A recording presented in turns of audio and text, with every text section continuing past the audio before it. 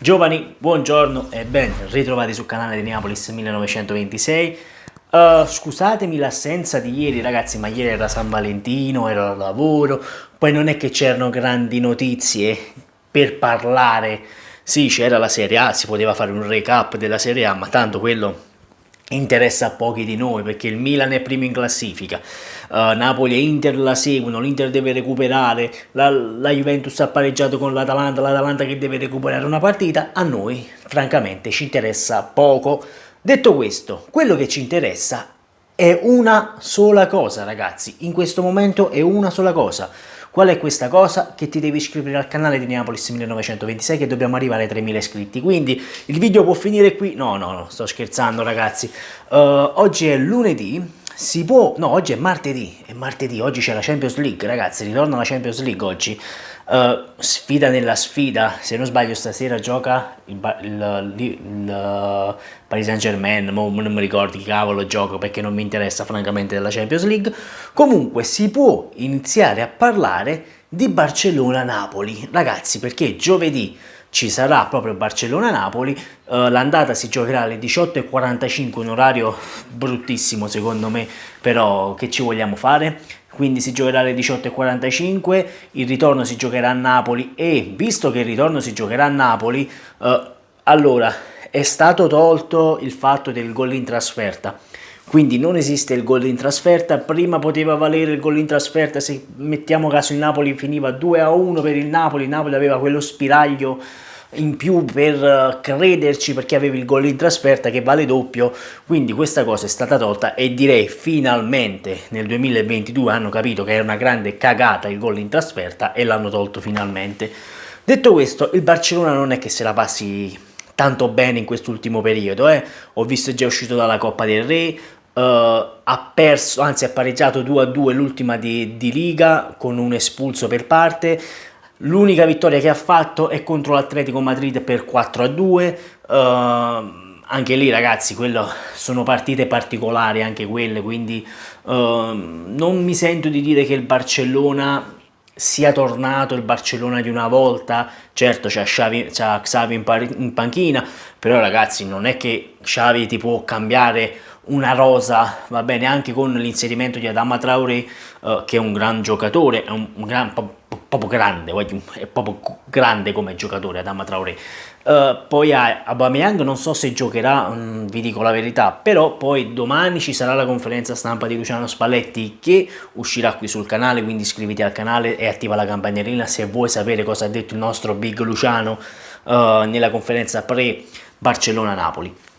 Allora, il Napoli ci arriverà in una maniera di forma clamorosa e tu dici, oh, ma come abbiamo pareggiato? È una maniera, il Napoli arriva contro la sfida al Barcellona meglio del Barcellona, ma psicologicamente io dico, perché tu dici, ma Neapolis, ma cosa stai dicendo? Noi l'ultima l'abbiamo pareggiato, no? Allora, fermi un attimo, ora vi spiego perché il Napoli dovrebbe sulla carta arrivare psicologicamente meglio del Barcellona.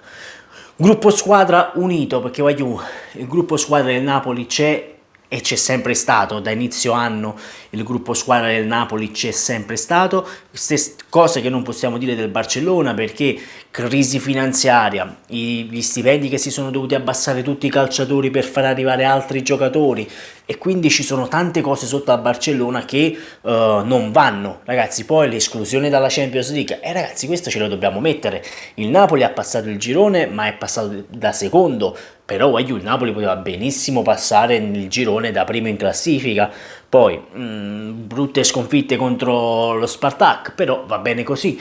Però poi c'è pure da dire, sto Barcellona, dobbiamo aver timore del Barcellona? Certamente sì che deve avere timore del Barcellona ragazzi, perché è sempre il Barcellona. Certo, non sarà più il Barcellona del triplete, di quando c'aveva Suarez, Messi, Neymar. Certamente quello no, perché ragazzi è stato smantellato praticamente quel Barcellona, sono rimasti pochi elementi, c'è rimasto Piqué in difesa, poi chi c'hanno a centrocampo? Busquets, poi c'hanno Dani Alves, addirittura è tornato Dani Alves ragazzi, cioè rendiamocene conto. Sarei molto curioso di vedere, anzi sono molto curioso di vedere il confronto fra Adama Traoré e Mario Rui, perché la differenza di fisico è abissale fra questi due giocatori ed è allucinante proprio la chiave fisica che hanno questi due giocatori. Uno è secco e smilzo, non c'ha nemmeno muscoli, perché poi un Mario Rui muscoli io non ne ho mai visti in Mario Rui, e poi trovi di là che ti trovi Adama Traoré che tengono un bicipite quanto la faccia di Mario Rui. La cosa è preoccupante, però bene o male c'è Koulibaly che, ragazzi, Koulibaly è riuscito a fermare Mbappé, e in corsa addirittura in velocità è riuscito a fermare Mbappé, ha fermato Neymar, cioè ha fermato già grandi centravanti, quindi non è che mi preoccupo proprio di Adama Traoré, mi preoccupo del Barcellona in collettivo. Il collettivo del Barcellona mi preoccupa perché sappiamo che il Barcellona, che sta faticando in Liga, se non sbaglio è al quinto o al sesto posto, mi sembra che non è nemmeno in zona Champions League, o forse c'è in zona Champions League, non vorrei dire una bischerata, quindi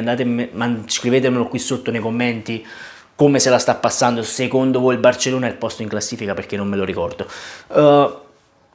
Quindi si può parlare di un Barcellona rivoluzionario, sì, possiamo parlare di un Barcellona rivoluzionario, quello che vi pare, però ragazzi miei, tu arrivi a Barcellona-Napoli con la consapevolezza che il Napoli può lottare per uno scudetto, può lottare a vincere l'Europa League, poi è sceso il Borussia Dortmund, è sceso il Barcellona, sono scese tante squadre forti, per questo io vi dico quest'anno la UEFA Europa League forse più complicata della UEFA Champions League, come la Conference League, ragazzi, non è semplice la Conference League, quindi occhio pure alla Roma in Conference, non è che se la passi meglio, quindi stiamo attenti. E magari la Roma portasse una Conference League in Italia, perché a quel punto giustamente il calcio italiano ne risentirebbe meglio, oppure la Juventus vince la Champions League, me lo auguro, perché hanno investito tanti soldi nel mercato di gennaio, e ragazzi ha il Villarreal all'inizio, quindi il Villarreal, ragazzi, non è che sia questa grandissima big d'Europa. Certo, poi se passi il turno devi pensare a quelle altre squadre, se becchi il Bayern Monaco, il Manchester City, lo sai da te che sei già con un piede mezzo fuori. Però voglio, se il Napoli passa l'esame Camp Nou, ragazzi, passare l'esame Camp Nou indenni. Ora, io non ti dico che devi vincere per forza, perché voglio, sarebbe una cosa clamorosa andare a svaligiare il Camp Nou, tipo la casa di carta, mettiamola così, tu vai lì, vinci 1-0, dici cazzo, il ritorno ce l'ho a Napoli, lo stadio già è tutto esaurito, quindi sono previsti all'incirca 40.000 tifosi, perché poi aumenterà al 70%, 75 o 70%, ora non mi ricordo di preciso. Comunque aumenterà anche lì la capienza dello stadio.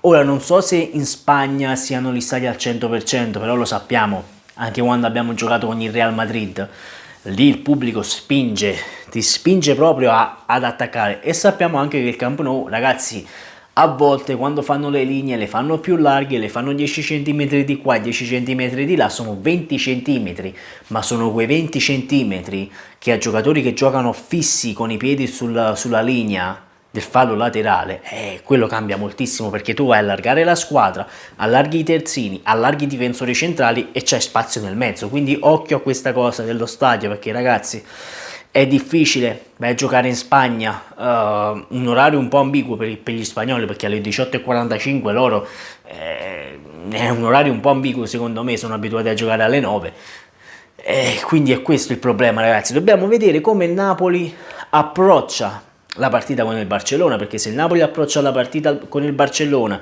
nel modo bello, preciso, come sa fare Luciano Spalletti, dice ragazzi è andata, però non possiamo sprecare l'occasione di buttare in rete 1-2 gol, quindi occhio anche a Victor.